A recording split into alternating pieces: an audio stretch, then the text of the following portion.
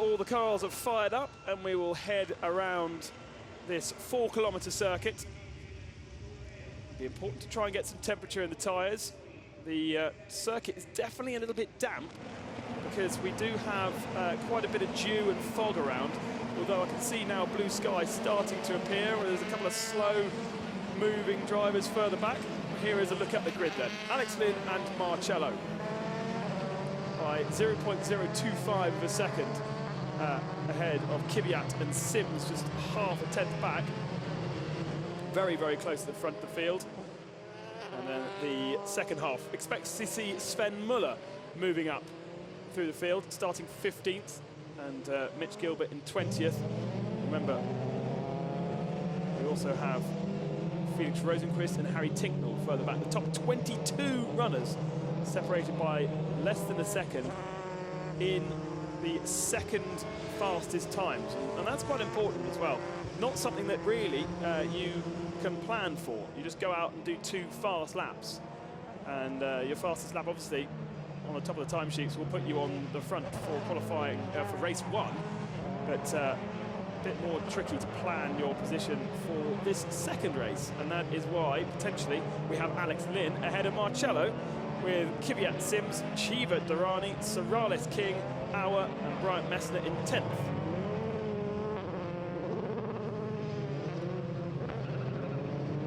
I'm just being reminded by Leo Gorman, who's here to help me out, keep a second pair of eyes on our screens, that there was red flags in qualifying, of course. There was a couple of red flags, actually, and that's potentially why some of the drivers didn't manage to get as many laps in as possible, and therefore we have a slightly topsy-turvy grid for some of these drivers. Michael Lewis, expect him to move up from 24th. Harry Tinknell definitely should move up from 23rd position. And then, of course, Felix Rosenqvist from 27th. There he is, the last man. He made up 7 positions by the first major corner in race 1. Not, I'm sure, helped a little bit by Mitch Gilbert stalling, but it was pretty impressive. Made up 7 positions and then managed to make up the 10 on the 24-lap race, the 35 minutes maximum. No safety car yesterday, and actually not many people going off. I think Spike Goddard went into the pits with front wing damage. I was about to say front nose, but I know that there's someone out there watching who'll tweet me and say front noses don't exist. Well, they do, but a rear nose doesn't. So it's just a nose. Got that off my chest. The car's then heading towards the grid hatchings. Alex Lynn moves to the right-hand side. The first major corner around the circuit is a right-hand corner. Curva Grande is basically flat out. And then Chimney is the first braking point at the very back of the track, nearly a whole kilometre down to that braking zone. And just like Zandvoort 2 weeks ago, the gravel trap's very, very small and the barrier's very close to the track. Of course, we've got to preserve ourselves a little bit. The second race begins at 2:25 local time, or we'll be on air at 2:25 local time. So by the time this race is finished, not a lot of time to get cars turned around if people make mistakes. Watch for the lights then. The green flag has flown at the back. It was a long hold yesterday. Or what's that? It looks like maybe the fire extinguisher's gone off on Marcello's car. Marcello stalled. Everyone just about avoids him at the start. And what on earth happened there? Was that a clutch blowing? It doesn't look like fire extinguisher, but seriously, that has changed the profile of this race now. Rosenqvist going 4 wide further back, but Alex Lynn has a clear run into the first corner with Sims in second, defending from Danny Kvyat. A big lock-up from one of the Fortec cars, and Marcello is out of the race. It didn't look like an engine blow. It wasn't spectacular enough to be an engine, but it could well have been a clutch. And Marcello is out of this second race. Sims defending from Kvyat on the inside, keeping Kvyat to the outside. Holds on to that second place with Chiva up in 4th. What a great start from Eddie Chiva, up to 4th position. By far his best weekend in the FIA Formula 3, and very, very impressive. And who's that? That's Jan Mardenborough, looking very worse for wear. It almost looks like he's been dropped. Both front wheels, suspension damaged. And that's a shame for Mardenborough, who's out of the race. Into the stadium section, about a kilometre of track winding itself around the old sand school. And you can see here, one hairpin and then this very, very tight second hairpin.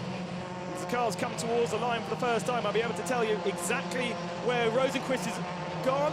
Is that Rosenqvist has gone off? There is a Muka Motorsport car at the very back of the field coming back onto the track. We've got yellow flags in turn 4 for Mardenborough's car.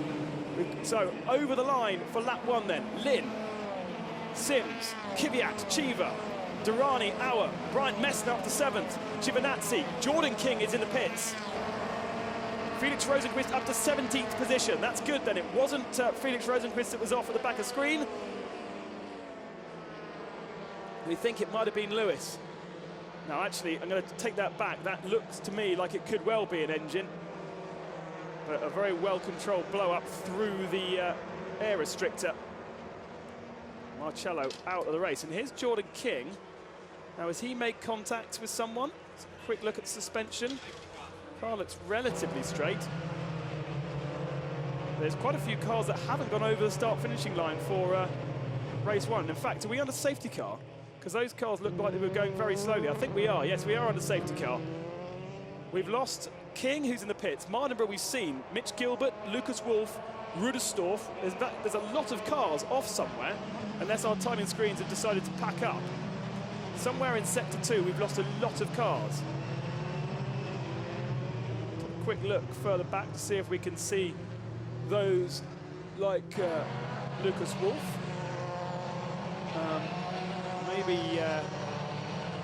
looking out my screens, out of my window to see if I can spot Rudersdorf and Mitch Gilbert. I think maybe it's a timing screen glitch rather than we've lost about, well, it would be 8 cars.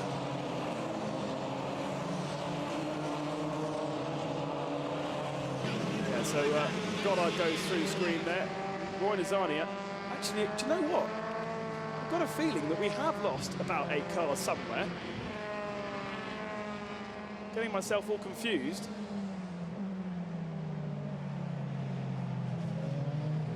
I didn't see Lucas Wolff going through. I'm having a quick look out my window to see who's going past. There does seem to be rather a lot of cars missing from the field. So we saw Marcello go out, we saw King in the pits, we saw Mardenborough off, but where is Mitch Gilbert, Lucas Wolff, Andrea Rudersdorf? In the background there is Jordan King, Jan Mardenborough, sorry, being removed. And now the timing screen refreshes itself and proves me completely wrong. Thank you. Thank you, timing. Lights are out on the safety car, which means we will go racing once again. Not really much of an advantage gained by Alex Lynn at the front. And there is a replay of Marcello going pop.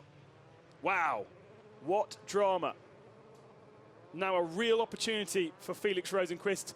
The championship now categorically cannot be won here in Vallelunga.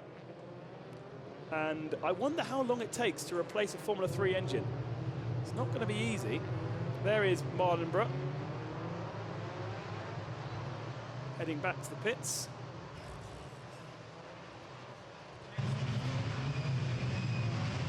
And Blomqvist there with a big hole in the front of his nose.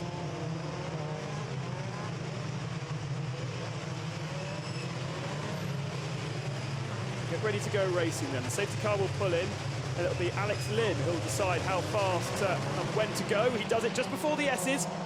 Lots of cars very close to each other further back. And this will be very good for Felix Rosenqvist. In fact, Galil and Goddard have swapped positions on that safety car lap, so that's a little bit worrying. Unless our timing screens are lying again. Here we go. Lynn, Sims, Kvyat, Chiva, Durrani, Auer, Bryant Messner, Giovinazzi, Muller, Latifi, Van der Laar, Sorales, Nizani, and Blomqvist and Rosenqvist also seem to have changed positions. So something going wrong with our timing screens, that's for sure. Into the first major braking zone.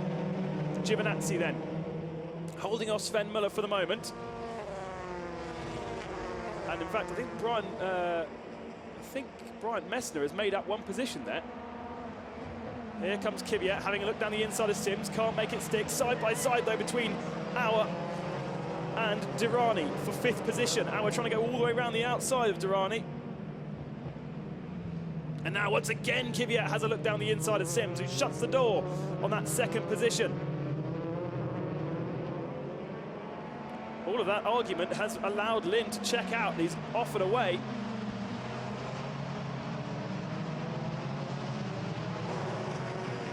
Lynn already has had 2 wins this year, Norris Ring and Brands Hatch. But most of the wins going to Marcello with 11 and Rosenqvist with 8. So looking good for the moment for Alex Lynn. Oh, not really a place to overtake around the back of the circuit here, but Tanya Calderon tries to make a move on the 29 car of Roy Nazani, and that is for 13th place, so she's in an unprecedented position. There must have been a big old mess that happened somewhere around the circuit on that first lap that we've yet to see. So Giovinazzi's moved up, as has Muller. Bryant Messner's lost 2 positions. Sorales has moved up 2 ahead of Latifi and Van der Laar. And Rosenqvist has moved up ahead of Blomqvist into 17th position. Fastest lap of the race for Alex Lynn. There is Lucas Wolf in 22nd spot. Let's have a look. That's Sven Muller running over the curbs and just catching the floor. And here is Wolf under pressure from Andrea Rudersdorf for 22nd position.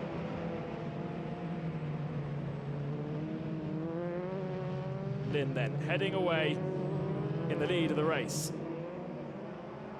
Already a big old gap.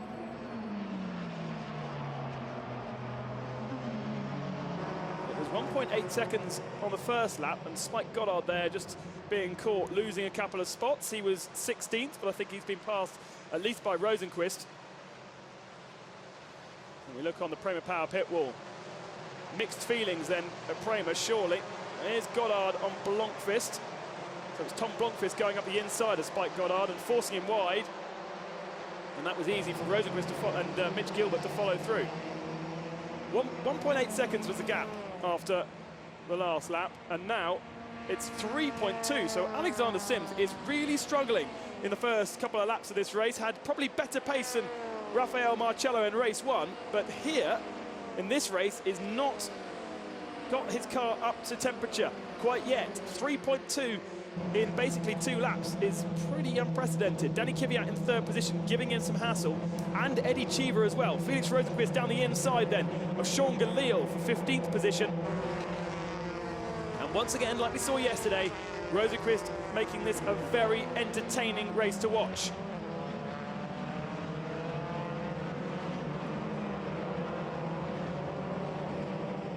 One can only assume with Tom Blomqvist's damage to that front nose that he was involved in some part of the Anne Mardenborough incident. Mardenborough has certainly made contact with a couple of people to bend both left and right front suspension, but managed not to catch that.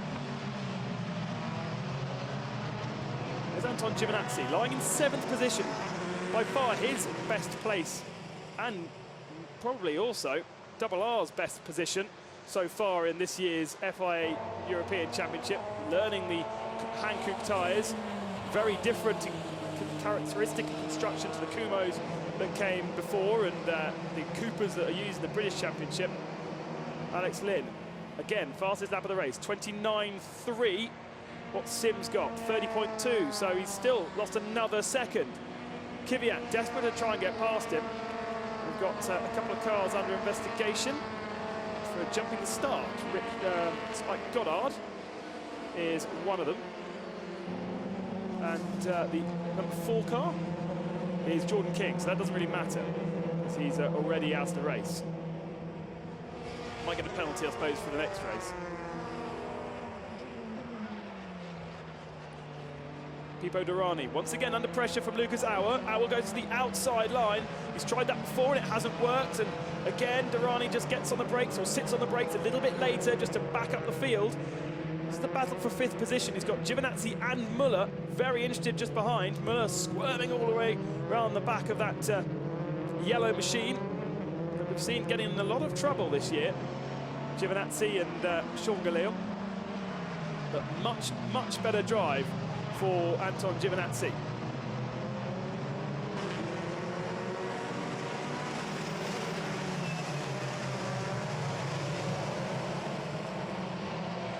Now the sun is definitely broken through as we see drive-through penalty for car 15, Spike Goddard, the 21 machine.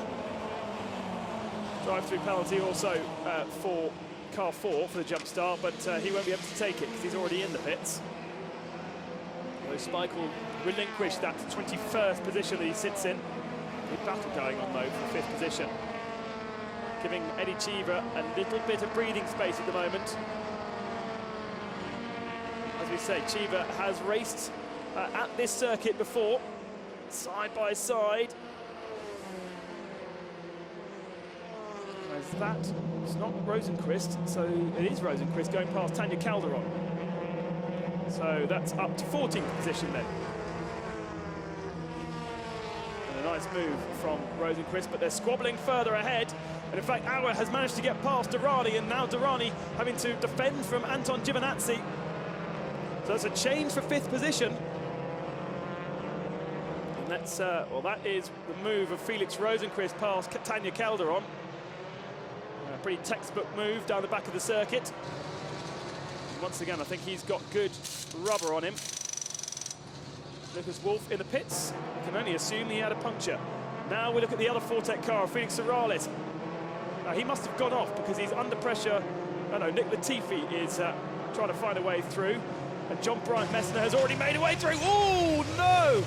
Sorales off for the 2nd race in succession. He'd already lost a position to John Bryant Messner on the last lap, and there's no doubt there'll be rear suspension damage. No, looking at it, doesn't look too bad. Oh, right front though is damaged, and he's trying to keep it out, but that's a very dangerous place to leave a Formula 3 car. There's not a lot of runoff area around the back of the circuit there. The grass is very, very wet, but he's doing a good job of trying to remove himself. The marshal comes over to give him a helping hand. Can he get the car running though? Because if he leaves it there, we're going to have a safety car, and that marshal cannot stand there for much longer. The car's running though. Tries to get it off the very wet grass and does a good job. He'll take that back to the pits for Fortec to begin repairs. Look at this, Latifi from way back dives down the inside and then runs clean into the side of him. I'm not sure whether Latifi's going to get away with that one. Just needs to be a fraction more ahead so that Sorales was clear that he was there, and actually Sorales was very lucky not to end up on his roof. Broken right front suspension.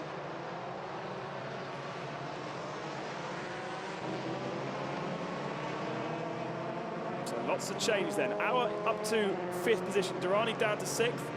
The rest of the field then moving up a spot. We're looking at Giovinazzi, who lies in 7th. He's got Durrani just ahead of him. The pace is much faster, interestingly,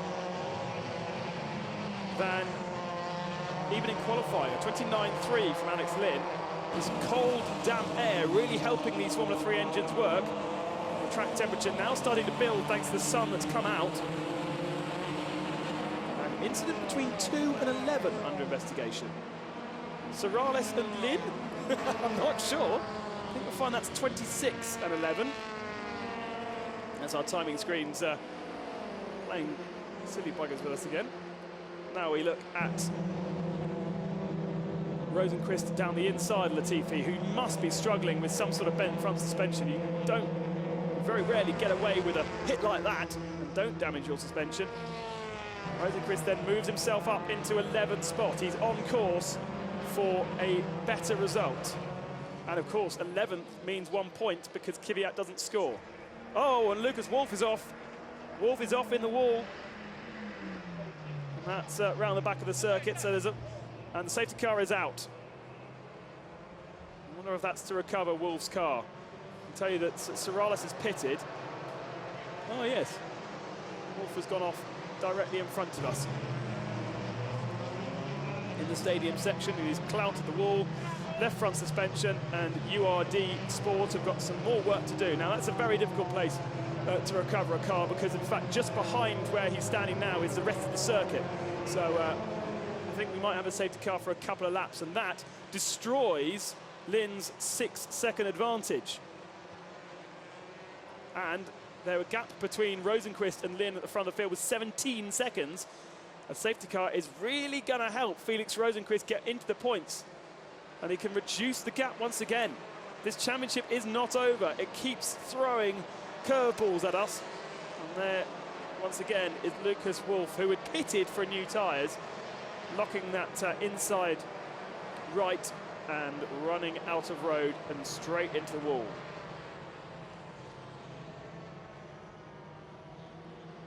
Lynn, Sims, Kvyat, Shiva, Auer now ahead of Durrani, Giovinazzi, Muller, Bryant Messner, Dennis van der Laar and Rosenqvist are your top 11 runners and top scorers. Remember, Kvyat does not score points. He'll stand on the podium in that third position, but he will not score any points for the championship. I saw a stat the other day that if he had scored points, he'd be something like 7th in the championship, thanks to the amount of points that he has scored. And of course, he took a victory at Zandvoort, but it didn't score any points for it. Points went at that point to the man in second place.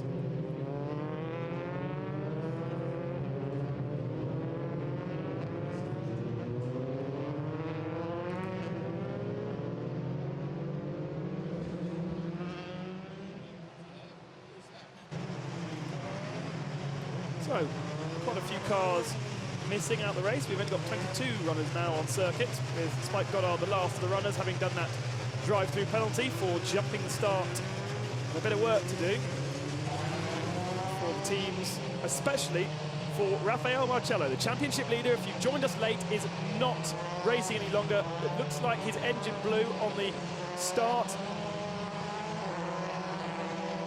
And he brought the car up to revs to drop the clutch and get going.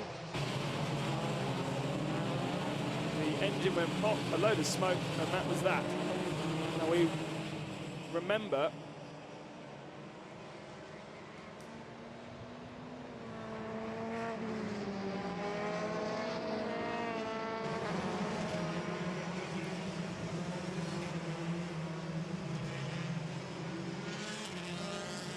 Leo Goulman just telling me that back in 2012, Fortac managed to change an engine in less than 1 hour, in 40 minutes. So there should be no problems to get the Mercedes power plant out of that Prema Power car, changed and fitted for Marcello's third race, where he will start on pole position. Rosenqvist will start 13th in that race.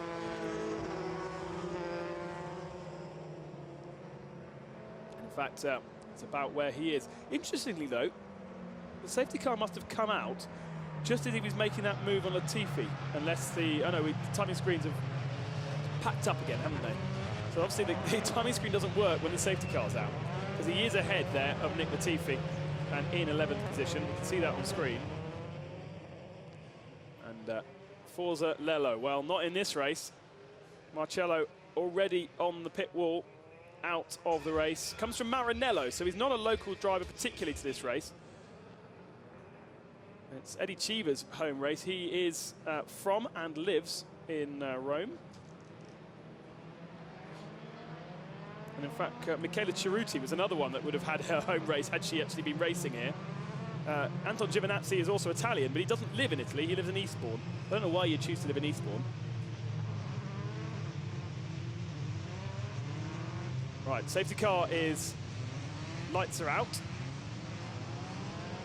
And once again, Alex Lynn has to try and build that advantage. It was 6 seconds before the safety car. It's down to less than a second now. He's already gone. And there's a good gap between Kvyat and Cheever, who was caught slightly napping there. Look at the space then as they come through the final turn. A very pacey restart from Alex Lynn, who is setting as good a pace as he had in qualifying in the middle of the race. You can pass just before the start finishing line. There is a safety car line, which is an FIA regulation. And that's through the final turn, so there is green flag racing. Sims once again has to go defensive on Danny Kvyat, who's again much better when he's got on these restarts the first couple of laps. Kvyat very, very strong, clearly doing a good job of getting the tyres and engine and brakes up to temperature. Sims goes defensive. Kvyat tries to look around the outside. Oh, and he's got an overlap this time. He could make this one stick if he wants to, but just finds himself on the slippery outside line. Not enough grip there. And now he has to go defensive on Cheever. So Cheever looking to get himself on the podium for the first time. I think we're going to go into a timed race. 13.5 minutes remaining of this one. The clock at the top of your screen. Sims really struggling on these early laps, not getting enough pressure. And here's Felix Rosenqvist in a three-wide battle. Very bright and backs out of that one with Brian Messner, Dennis van der Laar move him up into 9th position. Brian Messner trying to find a way past Dennis van der Laar through the S's, but it's not a place really wanted to overtake. And Felix has got a much better run of things. Oh, Brian Messner goes very defensive into the final turn. It's only a matter of time, though, surely, because he's now compromised his speed for that final turn, and Felix Rosenqvist is going to be on him like a rash. I think it's all over him like a rash, isn't it? Side by side then, Rosenqvist has the inside line for Curva Grande, and it's completely side by side, but surely Brian Messner has to give this one up. He's got better speed through the turn, and now looks to the inside. He's very late on the brakes, but Rosenqvist goes around the outside and just about holds on. Brian Messner showing his fighting spirit there. He's here to make an impression. Chiva looks to the inside of Kvyat. Heard a tyre squeal in my ear there. I'm not quite sure who that was from. But Chiva now looking stronger than Kvyat. And here's the replay. A very late dive from John Brian Messner, but thankfully he got it slowed down enough for it to allow Rosenqvist around the outside of him. And Prema Power, watch on. Brian Messner driving for Fortec this weekend. And Felix Rosenqvist, of course, in the Muka Motorsport team, who, by their own admission, haven't really found the ultimate setup around this circuit, with the long, fast corners around the back of the circuit and then this horribly twisty infield stadium section. Oh, and a little bit of a nudge there from Tom Blomqvist on Roy Nizani. Oh, sorry, that was Tanya Calderon on Roy Nizani. Stewards have decided that Nick Latifi, there at the front of the train, is not to blame for the crash with Felix Serrales, so there will be no penalty.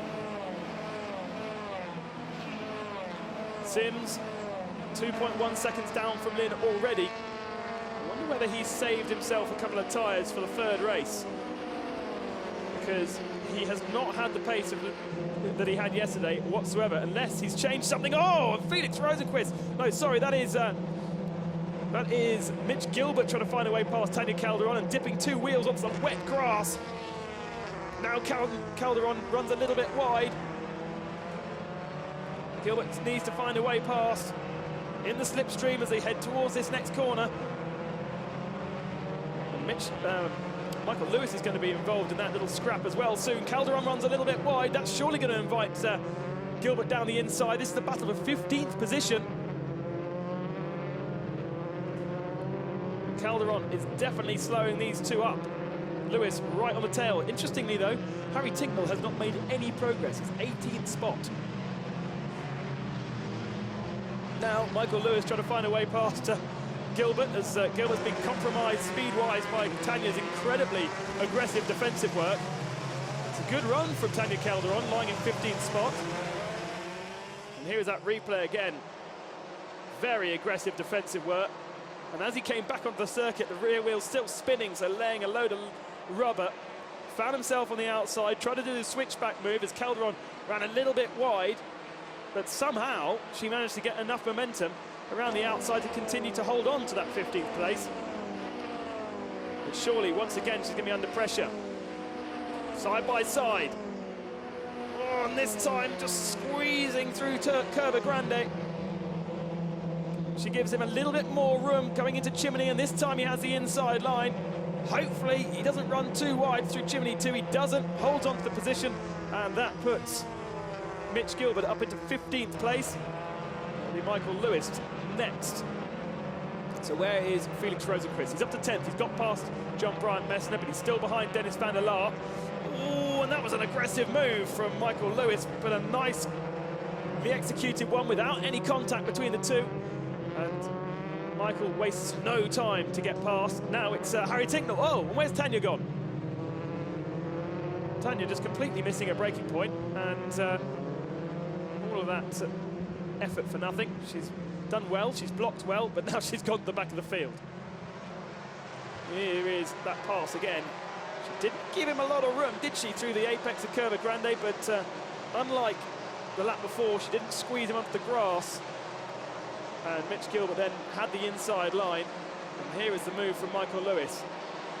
Very nice, hustly move, very karting-like move. And Michael Lewis is, although he's American, he's done a lot of racing here, and that was a strange one. I wonder if she was helped by Harry Tincknell behind.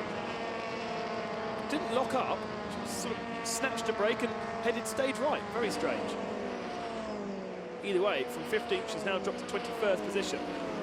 There is Harry Tincknell, lying in 17th. Nothing's changed at the front, I can tell you.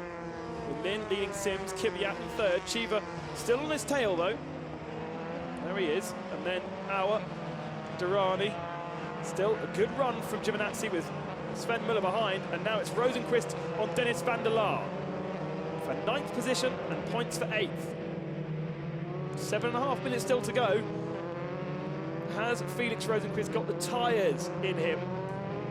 We saw with about 4 or 5 laps to go in race 1 that suddenly his position plateaued and he couldn't do anything more about Anton Giovinazzi in that race 1. He's close enough to make a move on van der Laar, you've got to say. And when you spoke to a lot of these drivers on Friday, they said, oh, this is going to be a tricky track to overtake. Not too many overtaking opportunities, but I'll tell you what, Felix Rosenqvist has proved categorically how to overtake around here. Very, very well executed. It's all about this corner. Tanya Calderon getting a warning flag for presumably over-aggressive driving. Rosenqvist then heads down towards Chimneys. Not close enough to make a move this time through. There is Alex Lynn. He is 3.7 seconds ahead of Sims at the front of the field, with Cheever and Kvyat within a second of Sims. It's good defensive driving, but Sims will want that elusive win this year. He took a win in GP3. Sure, maybe if I'm actually correct on that, but he's been very successful in GP3 in his couple of starring roles for Carlin Motorsport, but yet to win in Formula 3 this year. Only a part season, came in for the Norris Ring. That was his first round for T-Sport when Will Buller decided to part with T-Sport and end up focusing on the British Championship with Fortec, which he, by the way, didn't win. Alex Sims proving that this car is a potential race win competitor, but he has yet to win it. Rosenqvist then sitting behind Dennis van der Laar. Van der Laar looking in his wing mirrors, looking in that right-hand wing mirror to see where Rosenqvist is. It's all about this corner, and again, Rosenqvist very clean through there, holds the apex of the turn much later than most, doesn't get on the power too early, and it gives him a good run all the way down, past the start finishing straight and into Curva Grande. This is Curva Grande, flat out, very, very impressive.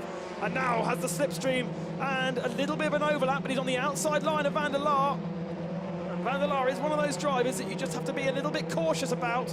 Could be a little bit erratic every so often. But Rosenqvist now has that slipstream heading towards Sorate, the next left-hander.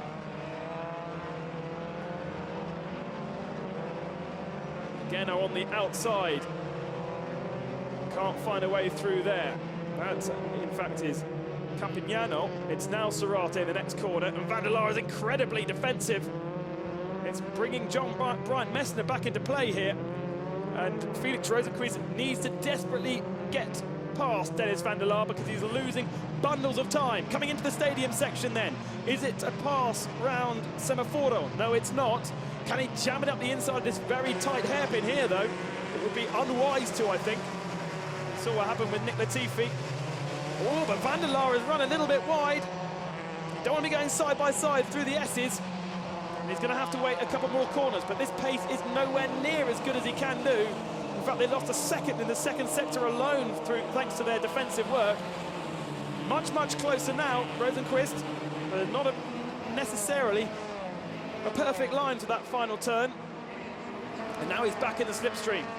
Down towards Chimney again. Rosenqvist at the moment picking up 2 points for 9th position, although he's lying in 10th. Kvyat doesn't score, remember, and now he goes on the outside. Can he go all the way around the outside? Yes, he can. And Rosenqvist moves up, and he just runs a fraction wide through Chimney 2, and that allows Van der Laar to get a better run of things. Surely now Rosenqvist is going to have to defend that position. Brian Messner is there as well to pick up the pieces, and he dives to the inside, and they're trying to go 3 wide. Brian Messner tries to look down the inside of Van der Laar, but thinks better of it. Van der Laar misses the apex of the second part of that corner, but somehow it seems to work. You can get a good drive through there as Rosenqvist locks up just a little bit, and that's going to invite Van der Laar back into contention as they come into the stadium section once again. Rosenqvist is going to have to go defensive. Needs to settle himself down. Focus now on the clean track ahead of him. Just 2.5 minutes remaining though. Oh, Brian Messner looks down the inside of Van der Laar. Oh, that's going to be an amazing move if he can pull that one off. He's still got the overlap coming to the S's, but decides just to back out of it. Sensible from John Brian Messner. This is his first weekend in the F3 European Championship, and you've got to be impressed. Okay, he's raced in the German Cup this year. He's only 5th in that championship. Took 2 wins at the start of the year, but has had a very, very nice run so far for Fortec in the 2 races that we've had. Qualifying was good, and he now lies within a, well, he will get a point, in fact, for the 11th spot that he lies in at the moment.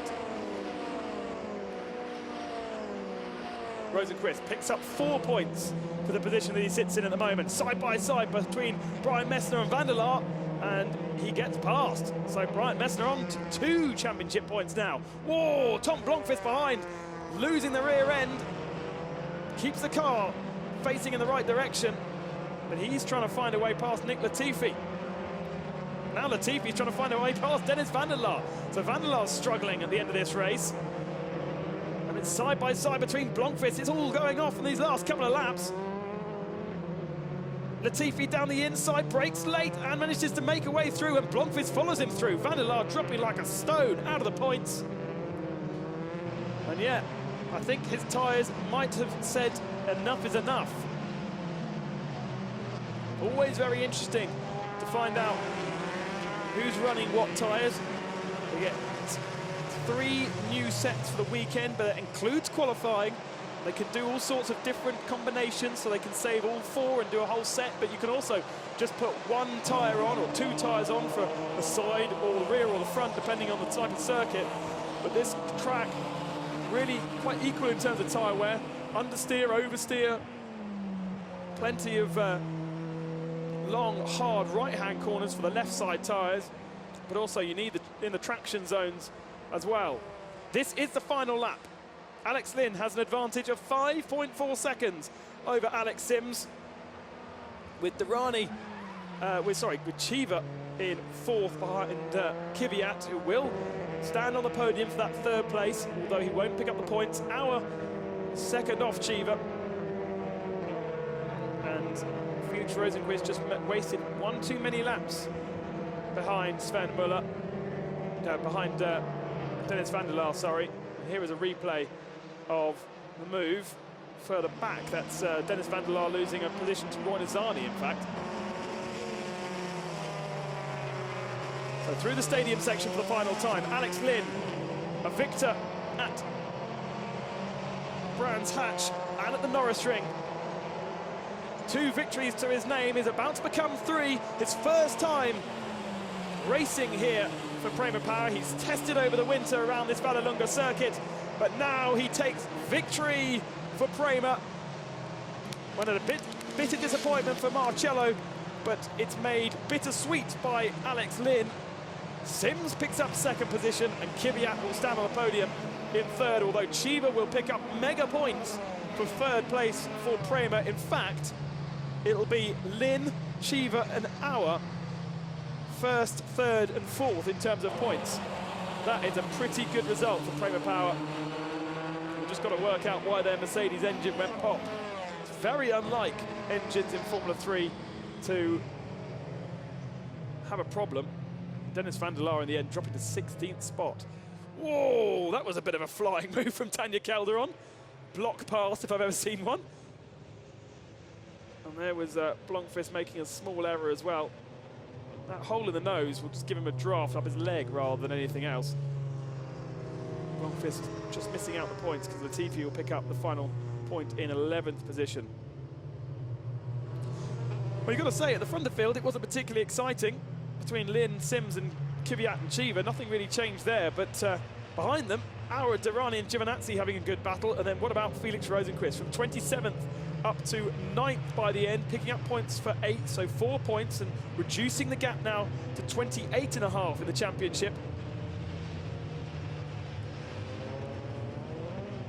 And Lin cementing himself then in 3rd ahead of Aura. I think the advantage there will be nearly over it was about 80 points coming into this race.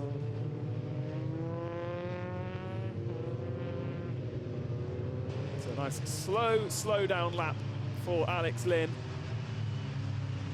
Once again, picking up all the rubber, making sure that the tyres are a larger circumference than they would normally be to pass the ride height checks. Try and keep the tyres clean if he's going to have to use them for the next race, but you don't really want to do that. Here is confirmation then. Lin ahead of Sims, who picks up another 2nd place. Kvyat on the podium in 3rd for Carlin Motorsport. Then Chiva and Aura for Prema Power 4th and 5th. Durrani, Fortec in 6th position. Watch out for him in race 3. He starts, I think, on the front row of the grid. And then further down, Latifi picking up the final point. Blomqvist clearly got involved in something early on in the race and had damage throughout the race. Then that group of Muka Motorsport cars with Nizani, Gilbert and Lewis. And Van der Laar dropping like a stone at the end ahead of Goddard. Tinknell dropped to 18th place. And then those cars that did not classify. Sorales crashing out. Wolf crashing out as well. And of course Marcello at the back with engine problems.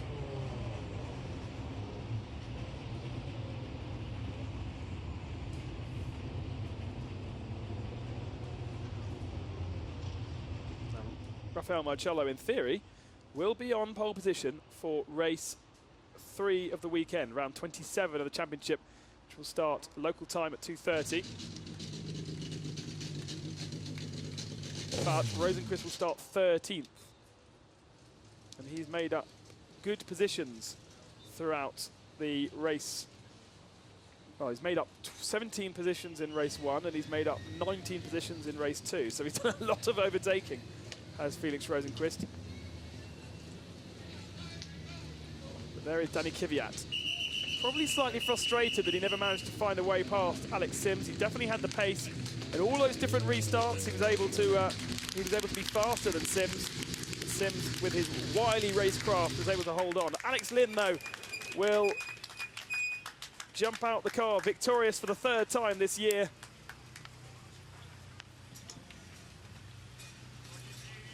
And that will carry some good momentum into race 3, where he doesn't have a particularly good start.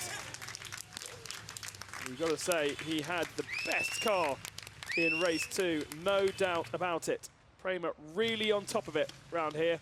It is a test track for them, although their base is far, far north, about 5 hours drive from the Prema Power base down to Vallelunga, but they use this extensively for testing. It's a good test track with all the different characteristics, the tight, twisty infield section and a fast back end of the circuit. And you've got to say they've got a very good setup on that Prema Power car. Made a couple of changes overnight to try and find a bit more pace. And there is Alex Sims talking to his Carlin team. Of course, he races for them in GP3. So he knows Trevor and the boys pretty well. And there's been a bit of a star driver in GP3 for them. And now a star driver for T-Sport. He's going to desperately want to get a win in race 3, though. There's no doubt about that.